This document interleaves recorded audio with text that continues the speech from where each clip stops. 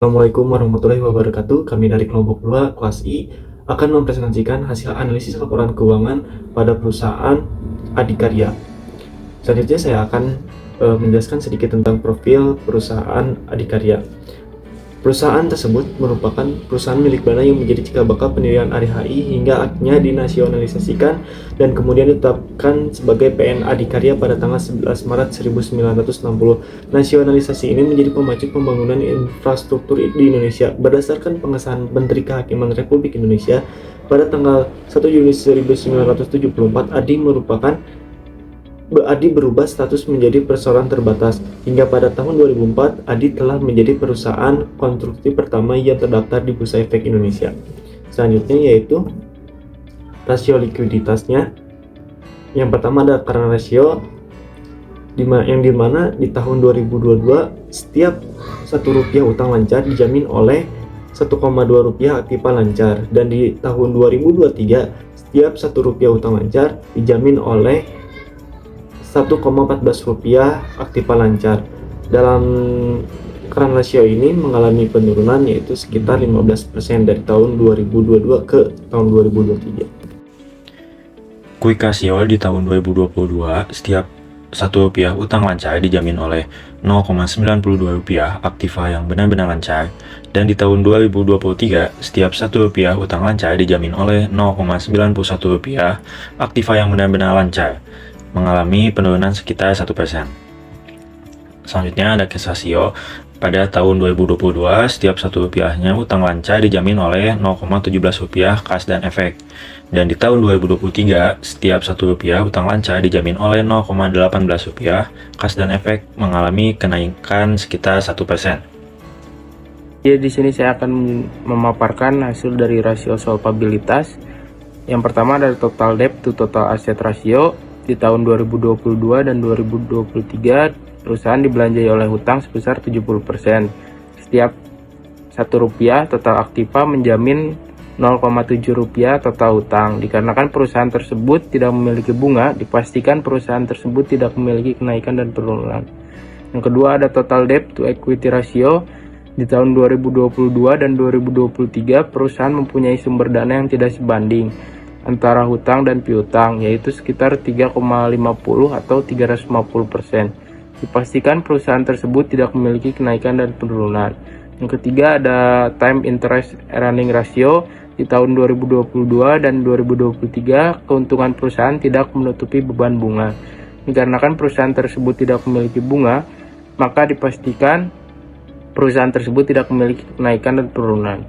Yang keempat ada long term debt to equity ratio. Di tahun 2022 modal perusahaan dibelanjai oleh utang jangka panjang sebesar 72,46%, dan di tahun 2023 modal perusahaan dibelanjai oleh hutang jangka panjang sebesar 68,25%. Jadi ada mengalami penurunan sekitar 5%.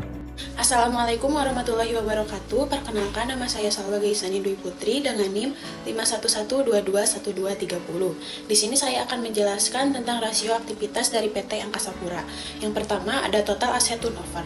Pada tahun 2022, perputaran aktiva selama setahun berputar sebanyak 0,33 kali, dan pada tahun 2023 perputaran aktiva selama setahun berputar sebanyak 0,49 kali. Artinya, pada tahun 2023 perputaran aktiva mengalami kenaikan sebanyak 0,16 kali. Yang kedua ada receivable turnover. Pada tahun 2022 pengumpulan piutang selama setahun berputar sebanyak 12,99 kali, dan pada tahun 2023 pengumpulan piutang selama setahun berputar sebanyak 19,30 kali. Artinya pada tahun 2023 pengumpulan piutang mengalami kenaikan sebanyak 6,31 kali. Ada average receivable collection period. Pada tahun 2022 rata-rata piutang tertagih adalah setiap 27 hari, dan pada tahun 2023 rata-rata piutang tertagih adalah setiap 18 hari. Yang keempat ada inventory receivable collection period. Pada tahun 2022, persediaan perusahaan selama setahun berputar sebanyak 1,68 kali. Dan pada tahun 2023, persediaan perusahaan selama setahun berputar sebanyak 3,12 kali. Artinya, pada tahun 2023, persediaan perusahaan mengalami kenaikan sebanyak 1,44 kali. Yang kelima ada average days inventory. Pada tahun 2022, persediaan bahan baku disimpan di gudang selama 186 hari sebelum dijual. Dan pada tahun 2023, persediaan bahan baku disimpan di gudang selama 102 hari sebelum dijual. Yang keenam atau yang terakhir ada working capital turnover. Pada tahun 2022, modal kerja perusahaan berputar sebanyak 5,5 kali dalam setahun. Dan pada tahun 2023, modal kerja perusahaan berputar sebanyak 2,6 kali dalam setahun. Artinya, pada tahun 2023, modal kerja perusahaan mengalami penurunan sebanyak 2,9 kali. Di sini saya akan menjelaskan tentang rasio profitabilitas. Yang pertama, gross profit margin. Di tahun 2022, setiap Rp1 penjualan menghasilkan keuntungan kotor sebesar Rp0,07 dan di tahun 2023, setiap Rp1 penjualan menghasilkan keuntungan kotor sebesar Rp0,07, tidak mengalami kenaikan maupun penurunan. Yang kedua, operating profit margin.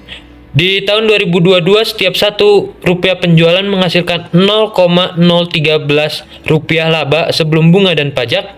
Dan di tahun 2023, setiap Rp1 penjualan menghasilkan Rp0,015 mengalami kenaikan sebesar 15%. Yang ketiga, ada net profit margin. Di tahun 2022, setiap Rp1 penjualan menghasilkan 0,013 laba setelah pajak, dan di tahun 2023, setiap Rp1 penjualan menghasilkan 0,014 laba setelah pajak, mengalami kenaikan sekitar 7%. Kemudian selanjutnya ada ROA atau Return on Asset, di mana pada tahun 2022 setiap Rp1 total aktiva yang dioperasionalkan diperoleh laba usaha sebesar Rp0,04, dan di tahun 2023 setiap Rp1 total aktiva yang dioperasionalkan diperoleh laba sebesar Rp0,01. Maka ROA di sini mengalami penurunan sekitar 75%.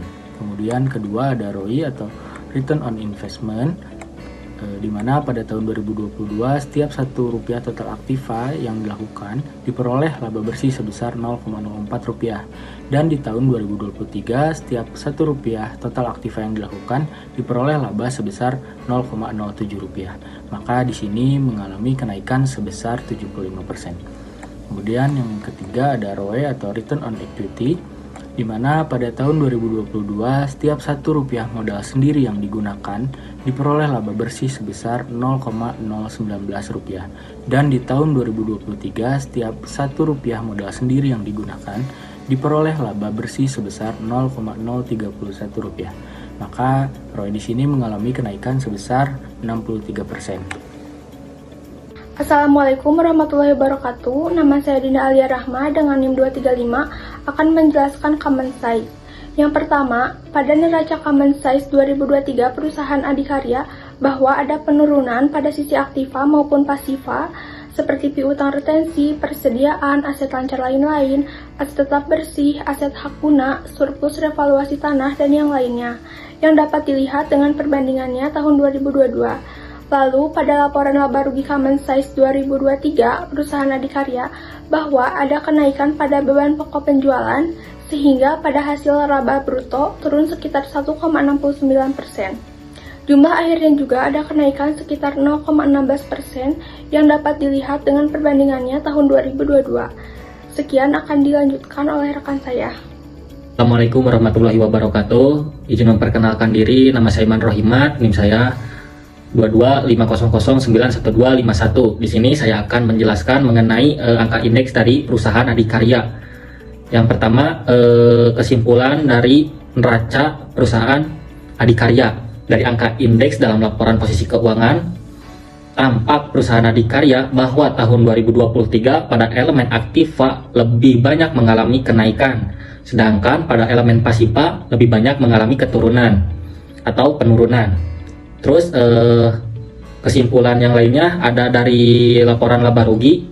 Dari angka indeks laporan laba rugi perusahaan tersebut pada tahun 2023 ada beberapa elemen atau semua elemen mengalami kenaikan, sedangkan pada tahun 2022 ada beberapa akun yang lain mengalami penurunan seperti bagian rugi entitas asosiasi, ada beban pajak tangguhan, dan kepentingan non pengendali. Mungkin sekian penjelasan atau kesimpulan dari angka indeks pada perusahaan adikarya. Mohon maaf bila ada kesalahan. Wabillahi taufiq wal hidayah. Wassalamualaikum warahmatullahi wabarakatuh.